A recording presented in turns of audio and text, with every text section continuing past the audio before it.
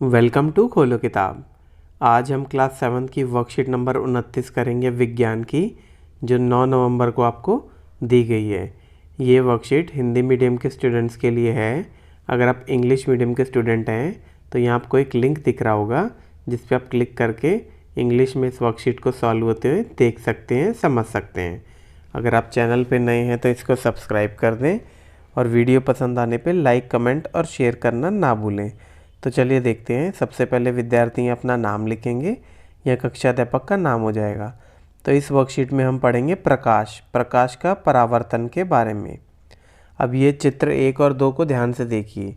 चित्र 1, इसमें एक देखिए ये शीशा है और ये एक मोमबत्ती है और एक इसका प्रतिबिंब इसमें यहाँ दिख रहा है।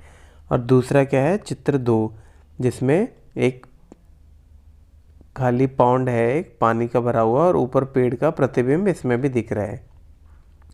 अभी तक हमने जाना है कि प्रकाश सीधी रेखा में गमन करता है, मतलब सीधी रेखा में चलता है, क्योंकि यह एक मुड़े हुए पाइप से गुजर नहीं सकता।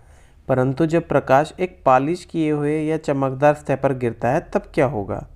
तो देखिए, तो प्रतिबिंब बन रहा है, ये भी पॉलिश किया हुआ चमकदार सतह है और ये वाला भी। जब प्रकाश एक चमकदार सतह पर गिरता है तो उसके गमन की दिशा या पथ बदल जाती है। अब हमने ये जाना था कि जो प्रकाश है वो सीधी रेखा में गमन करता है, बट अगर कोई चमकदार सतह पे वो पड़ेगा तो उसकी दिशा बदल जाती है। उदाहरण के लिए स्टेनलेस स्टील की चमकदार प्लेट, उस पर आप देखना रिफ्लेक्शन दिखेगा आपको। स्टील की चमकदार चम्मच या पानी की सतह पर भी प्रकाश की दिशा में बदल जाती है। ये सभी दर्पण की तरह व्यवहार करते हैं। दर्पण में प्रतिबिंब बनता है तो ये भी कुछ हद तक उसी प्रकार दिखते हैं। दर्पण क्या होता है? कोई भी पॉलिश किया हुआ अथवा चमत्कार पृष्ठ या सतह दर्पण की भांति कार्य करता है। तो कोई भी पॉलिश किया हुआ अथवा चमकदार पृष्ठ दर्पण की भांति कार्य कर सकता है। प्रकाश का परावर्तन क्या हुआ इसका मतलब दर्पण द्वारा प्रकाश की दिशा में परिवर्तन को प्रकाश का परावर्तन कहते हैं। तो किसी दर्पण की वजह से कि जो प्रकाश है उसकी दिशा में परिवर्तन कोई हो रहा है, मतलब जैसे सीधा जाके रिफ्लेक्ट हो रही है एक तरीके से, तो उसको प्रकाश का परावर्तन कहते हैं। वस्तुएं तभी दिखाई देती हैं जब प्रकाश उनके परावर्तित होकर हमारी आंखों तक पहुंचता है। तो कभी भी जैसे कोई भी आपको वस्तु दिख रही है तो ये नहीं है कि वो सीधी दिख रही है, उसके ऊपर कोई प्रकाश पड़ रहा है और वहाँ पर उस प्रकाश उस वस्तु से टकरा के परावर्तित होकर जब हमारी आंखों में जाएगा तभी हमें वो वस्तु दिखेगी। अगर वो प्रकाश हमारी आंखों तक नहीं पहुँचेगा। फिर है समतल दर्पण से प्रतिबिंब का निर्माण। आइए एक गतिविधि द्वारा सीखते हैं। समतल दर्पण के सामने एक जलती हुई मोमबत्ती रखी है, चित्र 1।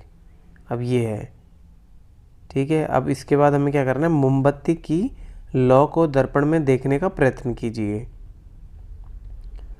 ऐसा प्रतीत होता है जैसे कि इसी प्रकार की एक मोमबत्ती दर्पण के पीछे भी रखी गई हो।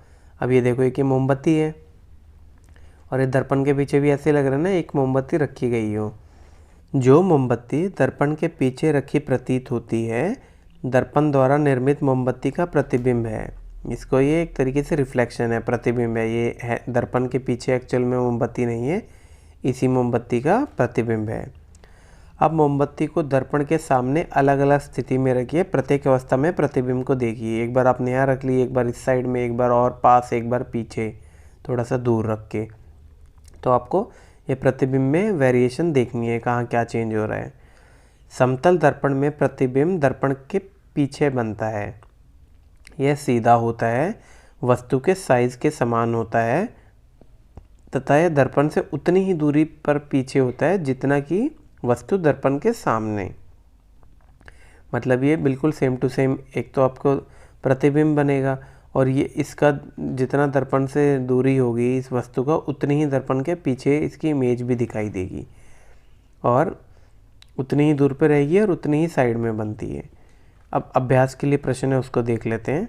प्रश्न नंबर 1 क्या है, दैनिक उपयोग की चीज़ों से 3 उदाहरण लिखिए जो दर्पण की तरह काम करते हैं। तो कौन कौन से हो गए? दर्पण की तरह कोई स्टेनलेस स्टील की चम्मच हो गई, या स्टेनलेस स्टील की प्लेट हो गई, या पानी हो गया। प्रश्न नंबर 2 क्या है? प्रकाश के परावर्तन से आप क्या समझते हैं? तो प्रकाश के परावर्तन से हम क्या समझते हैं कि दर्पण द्वारा प्रकाश की दिशा के परिवर्तन को ही प्रकाश का परिवर्तन कहते हैं। तो जो प्रकाश दर्पण की वजह से उसकी डायरेक्शन चेंज हो रही है, दशा में परिवर्तन हो रहा है, उसी को हम प्रकाश का परिवर्तन कहते हैं या परावर्तन कहते हैं। फिर प्रश्न 3, समतल दर्पण द्वारा निर्मित प्रतिबिंब के 4 गुण लिखिए। तो क्या क्या गुण हो सकते हैं? प्रतिबिंब दर्पण के पीछे बनता है, यह बिल्कुल सीधा होता है, प्रतिबिंब साइज वस्तु के साइज के समान होता है, और साथ में प्रतिबिंब दर्पण से उतनी ही दूरी पर बनता है जितनी दूरी पे वस्तु दर्पण से दूरी पे होती है। तो ये 4 चीज़ें हैं जो हम इस समतल दर्पण द्वारा निर्मित प्रतिबिंब के 4 गुण बताए गए हैं, ये वाले हैं। फिर प्रश्न नंबर 4 क्या है? वस्तुएं हमें कैसे दिखाई देती हैं? तो वस्तुओं में तभी दिखाई देती है जब कोई लाइट उस पर पड़ेगी और वो रिफ्लेक्ट होकर हमारी आंखों तक पहुंचेगी। वस्तुएं तभी दिखाई देती हैं जब प्रकाश उनसे परावर्तित होकर हमारी आंखों तक पहुंचता है। इसी के साथ हमारी ये वर्कशीट आज की कंप्लीट हुई। मिलते हैं नेक्स्ट वीडियो में नेक्स्ट वर्कशीट के साथ। Don't forget to like, comment, share and subscribe the channel. Thank you.